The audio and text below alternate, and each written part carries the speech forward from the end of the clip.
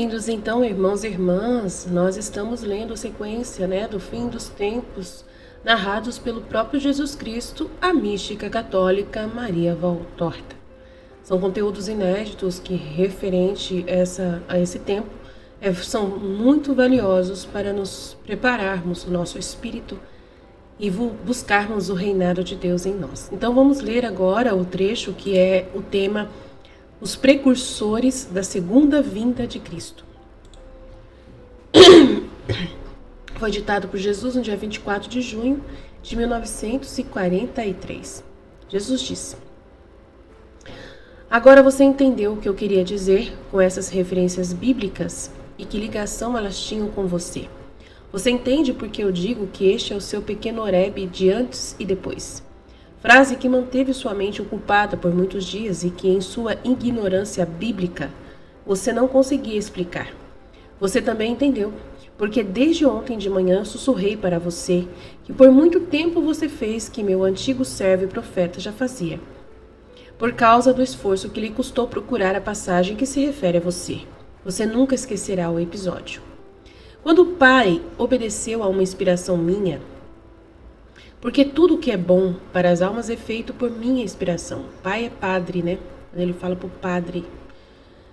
E ele trouxe a Bíblia para você conhecer. Eu também poderia lhe dizer onde encontrar a passagem a que me referia.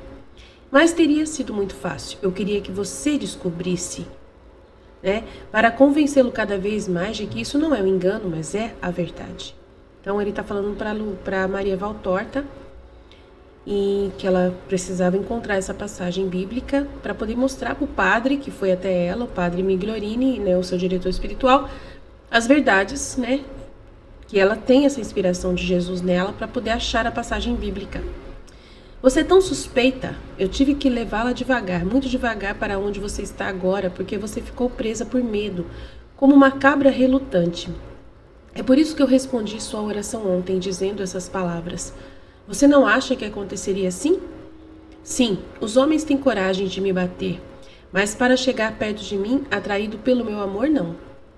Então, me machucar, eles têm coragem, mas para chegar perto de mim, atraído pelo meu amor, eles não têm coragem de chegar perto de mim. É verdade, gente. A gente tem um problema sério, de chegar perto de Deus e deixar-se realmente conduzir por Deus de verdade, acreditar que realmente Deus fala com a gente. É muito engraçado. É verdade isso aí. Eles acreditam cegamente no mal e no príncipe no mal. Verdade isso aí. As pessoas, elas acreditam mais no poder das trevas do que no poder da luz. É verdade.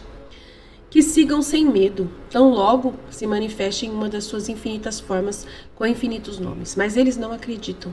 Ou acreditam muito mal no bem e no Deus do bem. E fogem de suas manifestações. Nossa, como é verdade isso, Eles estão cobertos de pecados e imitam Adão quando ele se escondeu do Criador depois de pecar no Éden. Verdade. Para não ter medo da minha voz e do meu rosto, é preciso ter uma alma muito livre de pecados graves. As imperfeições realmente ainda permitem que você haja aquele mínimo de coragem que lhe permite ouvir sem entorpecer minha palavra. Se para merecer você tivesse que ser sem imperfeições, nenhum mortal teria ouvido. Minha mãe levada embora. Você vê? Vê isso?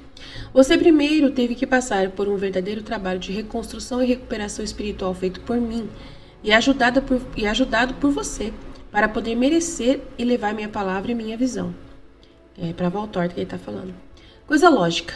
Pecado, mesmo venial, significa parentesco com o diabo. Onde há um demônio, não pode haver Deus. Eu poderia aterrorizar os pecadores com uma aparição terrível, na qual Deus aparece irado que julga e castiga. E às vezes eu fazia isso para ganhar corações solteiros, que eu realmente queria para mim e que só com isso eu teria levado. Mas são casos raros. Prefiro atrair com o amor. E o amor não é sentido por aqueles que têm o amor culpado com o diabo, o amor satânico. É por isso que não mostro o meu rosto, todo o amor às multidões.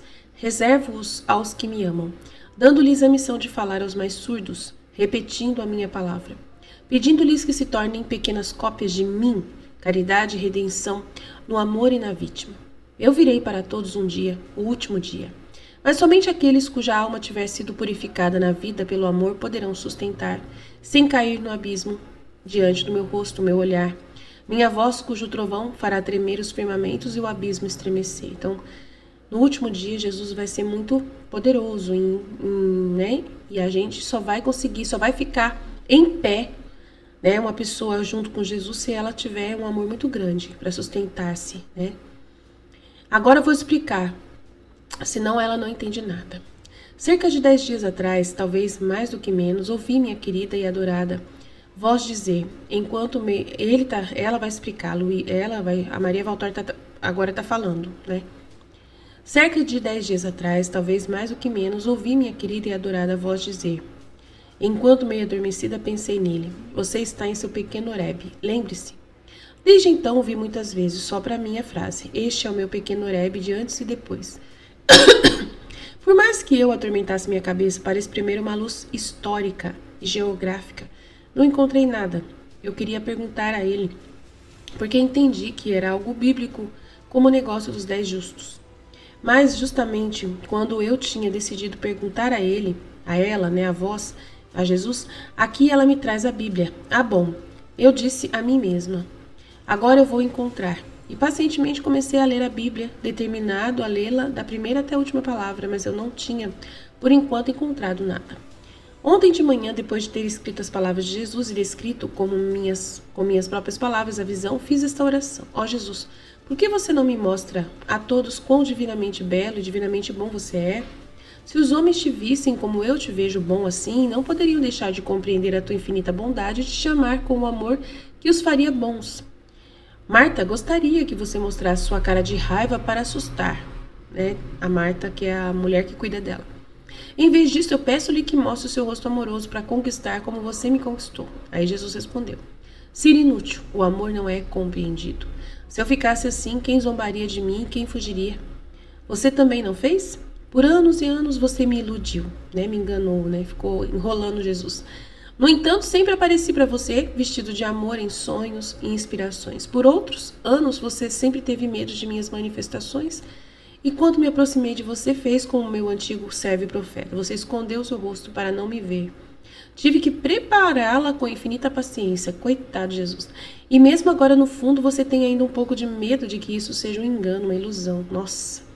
E você tem a minha paz. Pense no que fariam aqueles que não têm minha paz. Mas a guerra demoníaca no coração.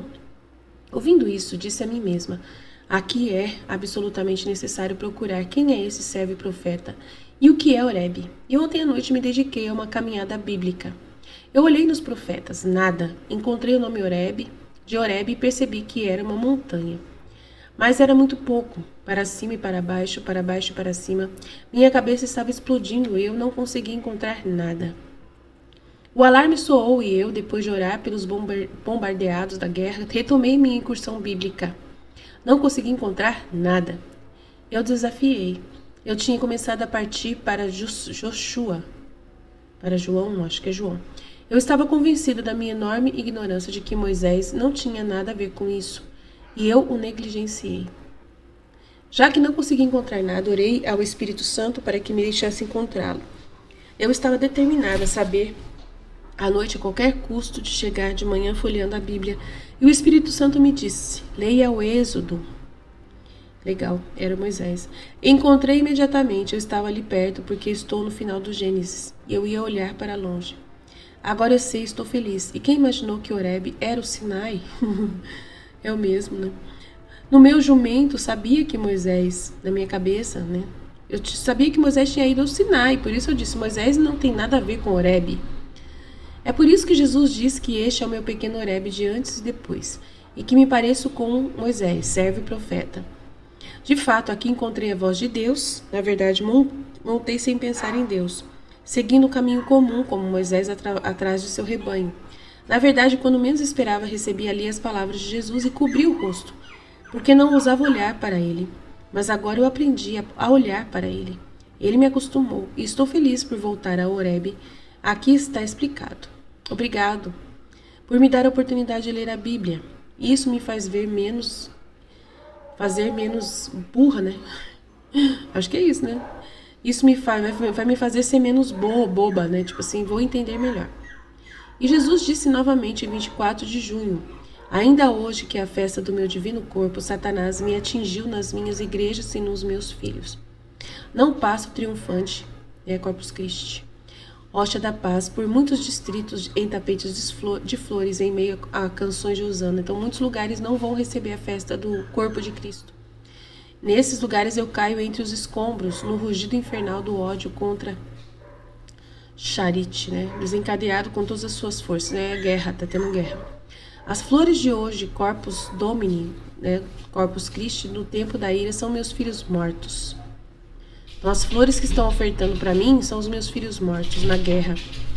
E abençoados entre estes são aqueles que caem inocentes e que sua morte sem rancor se torna tão bela quanto o martírio. Meu sangue não pode ser visto entre o sangue dos mortos. Permaneço com minha fraqueza de hóstia. É o sangue dos outros que me borrifa, assim como é a crueldade dos escravizados do inimigo, que me fere e fere comigo aqueles que são anfitriões como eu. Dos maiores entre vocês, direto como em uma cruz mística entre os templos e o céu, e ferido, cuspido, trespassado, açoitado, como seu senhor pela mentira vendida ao inimigo. A criança menor massacrada como um cordeiro inocente, mas esses hospedeiros não são sacrificados desnecessariamente. Então, essas pessoas não são mortas desnecessariamente, as inocentes. Não há nenhuma mancha de ódio neles. Eles são as vítimas, abençoados para sempre serem as vítimas da guerra. Nos meus queridos filhos, nos verdadeiros filhos, está o meu sinal. Eu marquei todos vocês. Vocês que me amam e que eu amo. Mais do que a tiara que a coroa, esse sinal é divinamente o indicador na fronte do meu presente Pedro, no pontífice da paz em quem não há fermento de ódio. Mais do que qualquer auréola, esse sinal brilha nas cabeças das vítimas que caem comigo sob os braços de Satanás e que esses são os precursores da segunda vinda de Cristo. As vítimas das guerras. E os mesmos anjos das igrejas atingidas que rezam, adorando as partículas oprimidas, recolhem as almas inocentes que terão seu clamor consolado no céu. Então, na guerra lá de 1943, na guerra lá que estava acontecendo, já são os precursores da segunda vinda de Cristo. Então, que interessante, A gente tem que ficar atento no tempo, os sinais dos tempos que o Senhor está mostrando para a gente. Deus abençoe, estivemos reunidos em nome do Pai, do Filho e do Espírito Santo. Amém. Jesus, eu confio em vós. Fiat.